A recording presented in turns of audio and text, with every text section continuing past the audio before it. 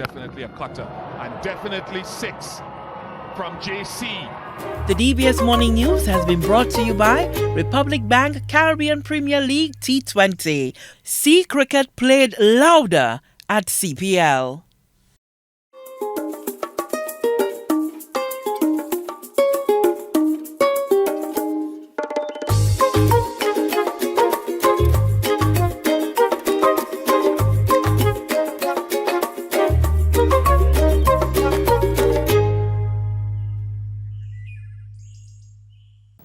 Good morning. Gun violence has cut short the life of yet another young man. The 20-year-old, identified as Darnell Dolor, was killed while walking along a road in Cicero early Tuesday evening. The emergency crew found on the scene a male individual appearing to be in his 20s lying motionless on the ground.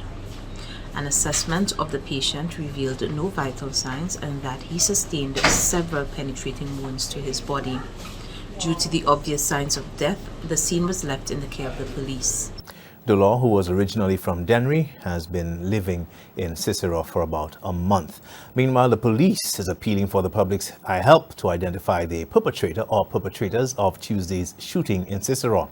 The Criminal Investigations Department, or CID, in Castries is investigating that homicide. The officers responded to the shooting incident and conducted preliminary investigations.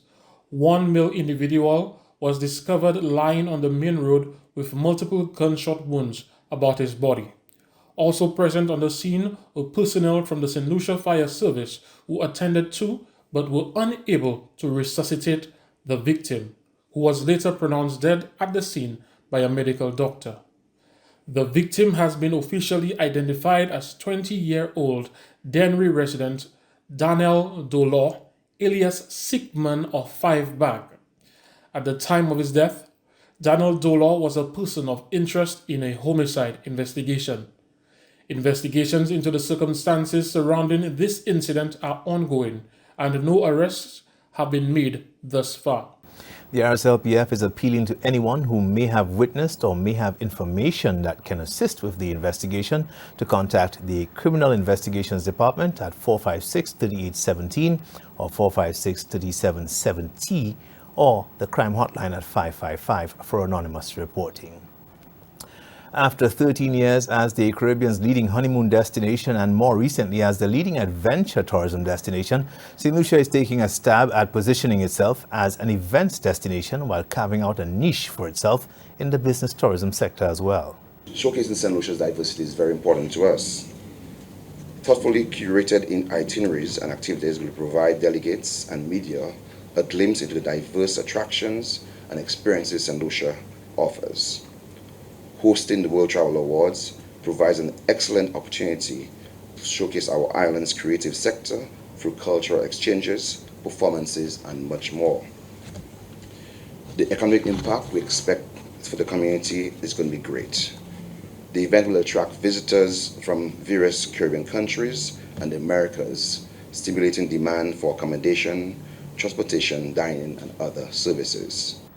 For the first time, St. Lucia has secured a nomination in the World MICE Awards for the Caribbean's best corporate retreat destination, further solidifying its footing in this subsector.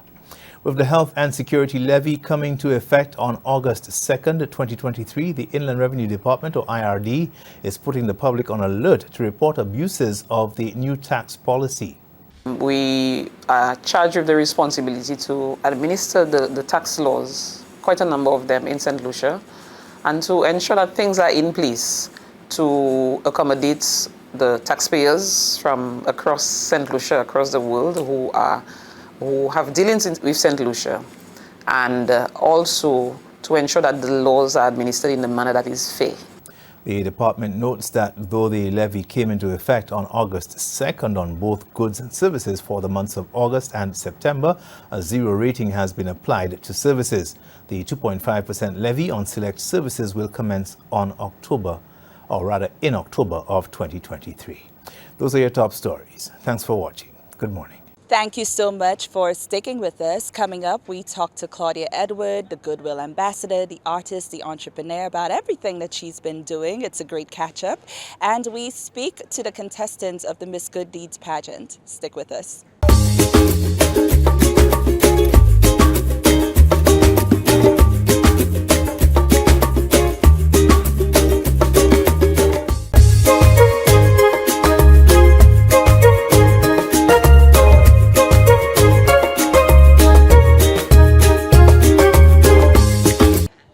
welcome back. So let's go to a conversation we had with Miss Claudia Edward, who we know to be an artist, but is also a Goodwill ambassador, and who is doing excellent work with her charity called Edward for Education.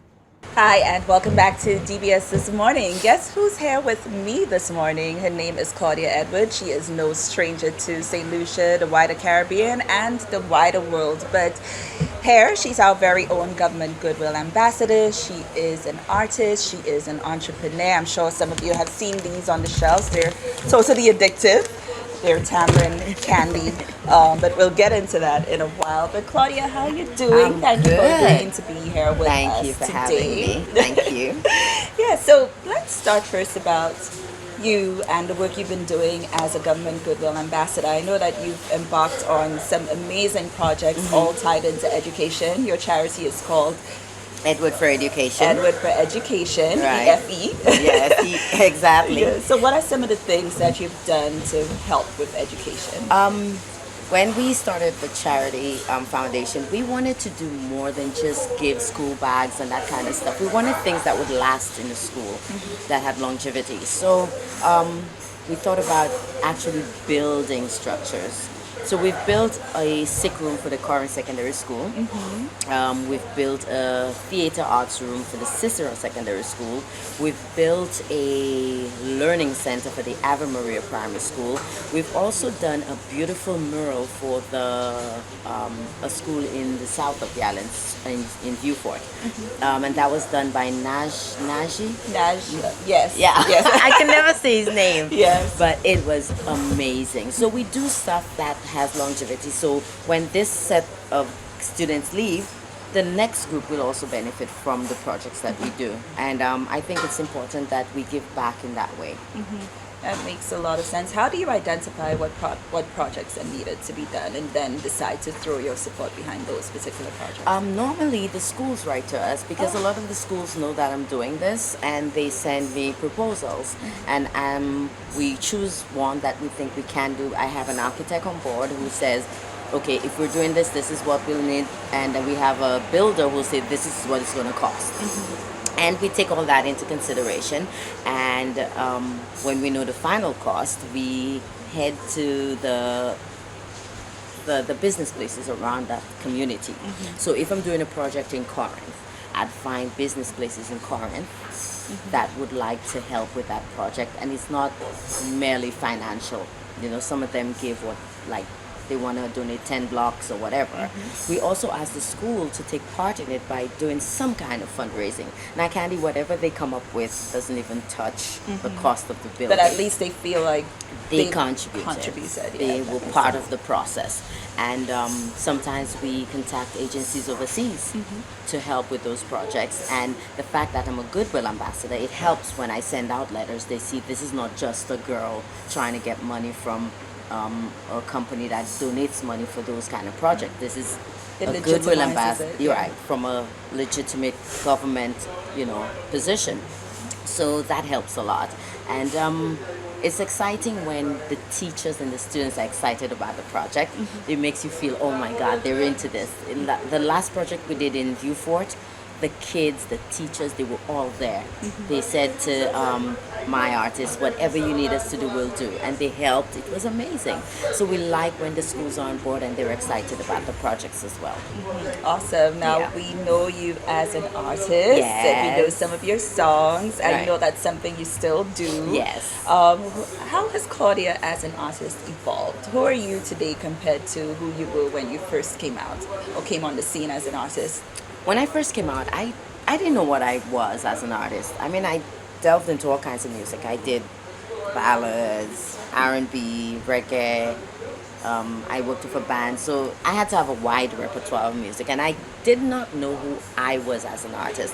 But as time went on and I worked with different producers, and especially Raw Alcy, he helped me understand where I fit in, because every artist fits in somewhere. You have a very unique sound. Right. Yeah. So my unique sound is blues, and alternative rock fits with blues. They kind of link together in a funny kind of way. You know, I just had a download. I have an amazing idea for something we should do together, but I'll tell you off camera, and you will definitely find out about it when we plan it, because we're doing this. Okay, we're doing it. Yes. I know you always have great ideas, so we're doing it. Yeah, so I found my niche in jazz and blues and alternative rock, and that's where my vocals are the best.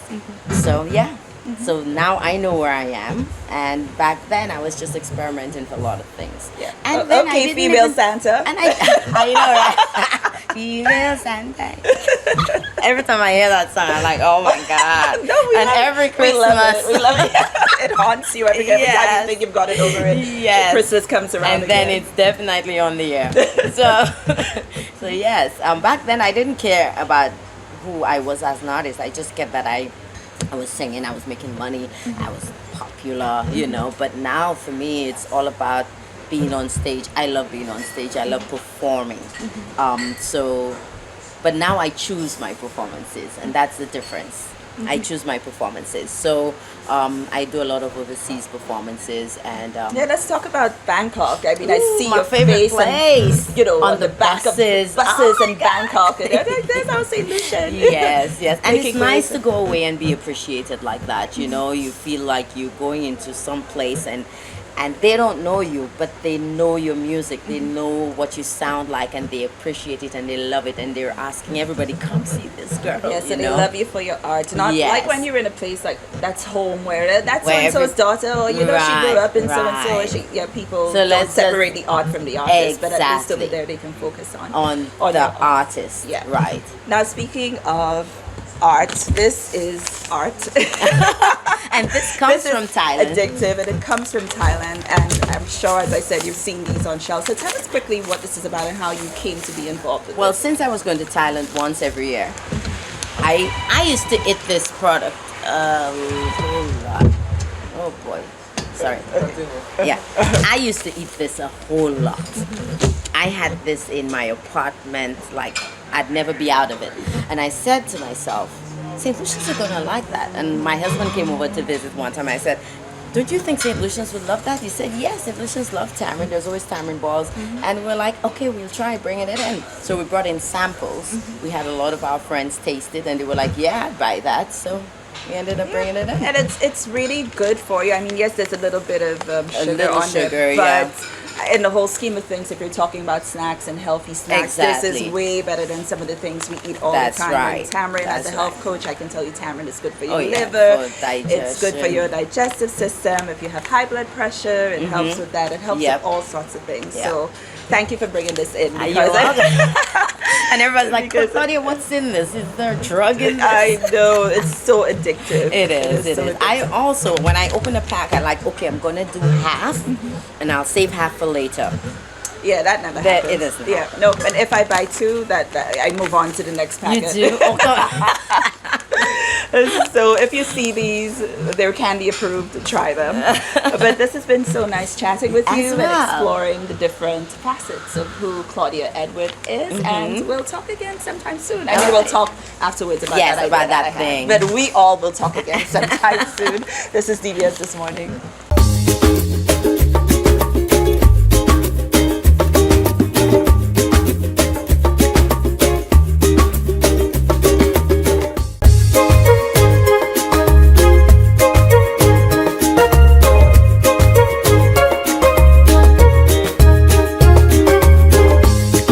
The observation of International Good Deeds Day is taking a new form here in St. Lucia with the Miss Good Deeds Day pageant. Recently, they caught up with Miss Joycey Medrick and Miss Erlica Frederick at the Windjammer Landing Resort. So let's see what the contestants got up to. Today we just what we had happening today is actually the girls getting an experience to bond, and not just bond but to learn. We would have had, you know, our coaching lady, might I say, our coaching expert, Miss Joycey Medrick, really speaking to them on the importance and what is expected from the life of pageantry. Of course, we had Miss Erlica Frederick, who was really engaging them and sharing her knowledge and not just sharing the knowledge, but sharing things that they may have in common. So today we just had the contestants, we had their parents, because what we want to do is to ensure that the parents is involved in every part of the journey throughout this pageant. So of course the parents would have got the opportunity to see what the young ladies are learning, to see the experience they are getting, and not just seeing it but be part of that experience, and by extension with us helping the family, the family ties, because they would get time to bond with their daughter. This is what is happening, and we're very thankful to our sponsor, of course, DBS St. Lucia, and also the Windjammer Landing for sponsoring the ladies and for sponsoring us to allow us to have this experience today. I don't think it could have been any better than what we got, and we are just thankful for this. Yes, our ladies, they had their creative wear, and of course we aim to be a pageant with a difference, doing things differently from the norm. So yes, they were given the opportunity to create outfits with the Good Deeds Day t-shirt, and it was amazing to see the outfits that they created. And it's not just outfits that they created and it being on a hanger, but they are actually wearing the outfit. So it's an eye-opener to see their level of creativity and what can be done when we encourage people to display their level, their creativity. Oh, I think today is a beautiful day. It's a wonderful time to empower young women. I think pageantry, or rather competition, allows for that. Once they can remain open-minded and open to learning, there's so much growth through the process. And really, there's a sudden boom in pageantry in St. Lucia, and it's nice to see that young women are, aligning themselves and trying to become, better versions of themselves and learning, the process. Well, this is my first interaction with them. I was invited as a guest, so to share my experiences and to help them, develop and understand what the process entails, and all the good that can come out of it.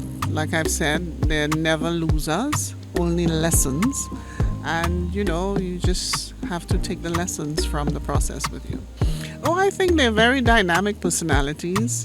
In true St. Lucian style, I think some of them appear to be shy, but I have no doubt on competition night they will evolve, and you'll see the boost of energy and excitement that will come from them. As anything else, I think the name Good Deeds speaks for itself, and I see it as a pageant to promote volunteerism, and it's a good way to begin to engage young women in being part of something bigger than themselves. And so Good Deeds, I think the name, like I said, speaks for itself, and I'd like to encourage young women to be part of that process as well. I want to encourage the organizers. It's not easy putting pageants or any event together. I want to commend Diane for her effort. It's her first, and there will be lessons for her as well. And I just want to wish all of them the best. And I have no doubt that they will all come out good.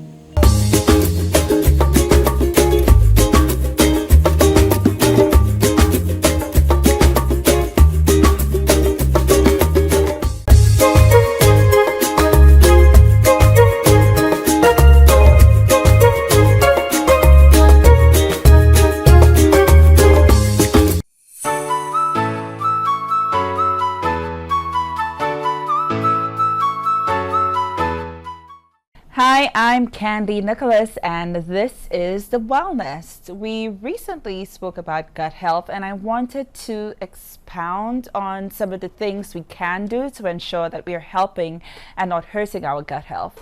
As we discussed, your gut or digestive system is necessary for the consumption and digestion of food and the production of waste, making it one of the most vital organs in the human body. Recently, research has found that your digestive system is much more intricate than originally thought and is involved in nearly every single aspects of your health. If you've ever experienced reflux, constipation, diarrhea, or bloating, you will understand the impact that gut health can play in your day-to-day life. The gut microbiome refers to the trillions of microorganisms that live inside your gut, mostly in the large intestine. There are roughly 100 trillion bacteria in the digestive system alone. It may seem like a tall order to change or look after them, but the good news is that research has shown that within 2 to 4 days of eating well, your gut microbiome can improve. So here are some things you could start to implement almost immediately. The first one is to include fermented foods in your diet regularly. So fermented foods are full of naturally occurring live cultures. While the science has not yet concluded exactly how much fermented food you should eat, I recommend aiming to eat a source of authentically fermented foods or drinks every single day if possible to help support digestion, whether that's enjoying some yogurt with live and active cultures for breakfast or sipping on a kombucha at lunch, or adding a tablespoon of sauerkraut to your salad. The second thing you can do is to increase the variety of plant foods in your diet. A high fiber diet is associated with an increase in the growth of beneficial bacteria, which optimizes gut functioning. As different plants contain different amounts and types of fiber, it's important to consume a range of plant foods to ensure your good gut bacteria are kept happy and nourished. Another thing you could do is drink more water. Fiber, particularly prebiotic fibers, are important for gut health. However, in order for this fiber to do its job, adequate water is required. A lack of water can slow down your digestive system significantly and result in harder stools that are more difficult to pass. For optimal hydration, men should aim for 2.6 liters a day and women for 2.1. Something else you can do is to, as we discussed, enjoy more high fiber foods. A diet low in fiber can encourage the wrong types of bacteria to grow, throwing off your gut's ecosystem. Think of your good gut bacteria as the trees and flowers in our ecosystem, and the bad gut bacteria as the weeds. If you can create an environment that allows the weeds to grow, it will overgrow the trees and flowers. The fifth thing you could do is to chew more slowly. Digestion begins in the mouth, and the chewing process starts to break your food down.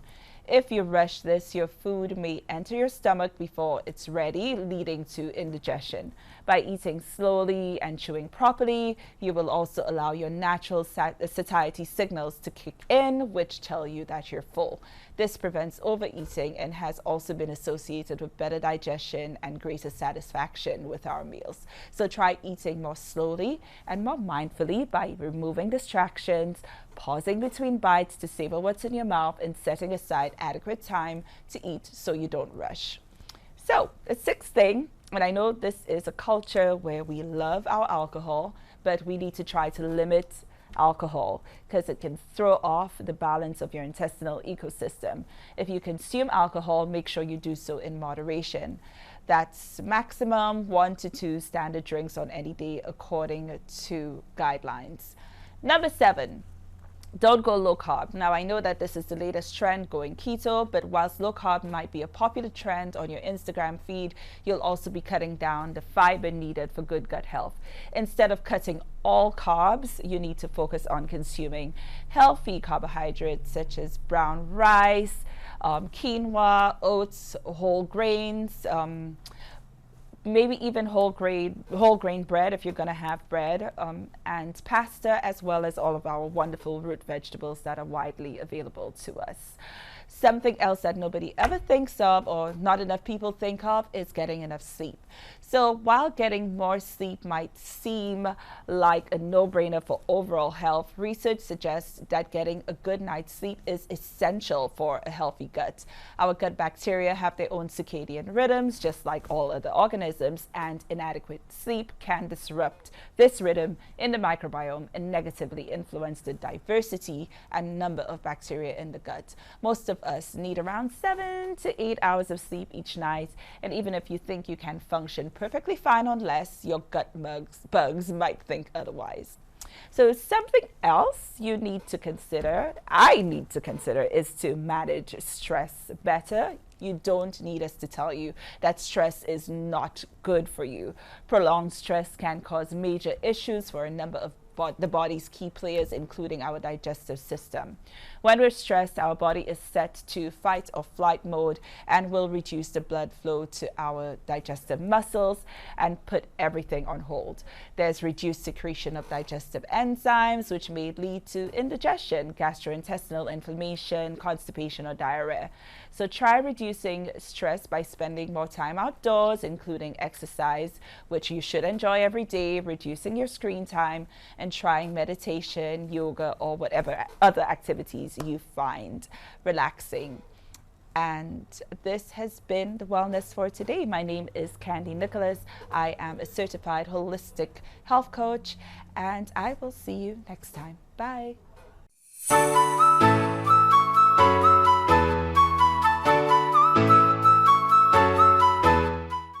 And thank you so much for spending some time with us this morning. We hope you go out and have the most amazing day ever. This has been DBS This Morning. I'm Candy. See you next time. Definitely a cutter, and definitely 6 from JC. The DBS Morning News has been brought to you by Republic Bank Caribbean Premier League T20. See cricket played louder at CPL.